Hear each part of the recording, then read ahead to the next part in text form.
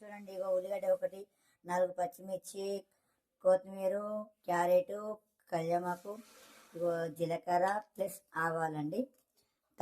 తాల్పులకు ఎండుమిర్చి అయితే లేవండి, ఎండుమిర్చి వేసుకుంటాం.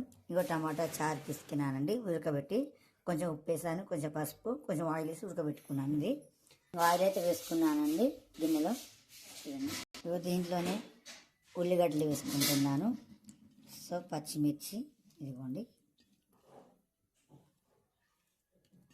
క్యారెట్, కాస్త కొత్తిమీర, కాస్త కళ్యామాకు. ప్రాసెస్ కూడా ఏం లేదండి, ఇవన్నీ ఇందులో వేసుకోవాలి. అంటే సాల్ట్ వేసుకోవాలండి అంతే. నెక్స్ట్ ఆవాలు, జీలకర్ర, ఎండుమిర్చి లేవండి, అందుకే వేయట్లేదు. కాస్త మినప్పప్పు, ఇంకొంచెం కారం వేసుకోవాలండి. మిరపకాయలు 4 వేసాను కదండి, తగినంత కారం వేసుకుంటున్నాను, ఒక స్పూను. చూడండి, ఇవైతే కాస్త గోలినాక నేను పసుపు వేసుకుంటానండి. వేసుకుని తాలింపు తీసుకుంటాను. నెక్స్ట్ అది పసుపు వేసుకుంటున్నా. చూడండి,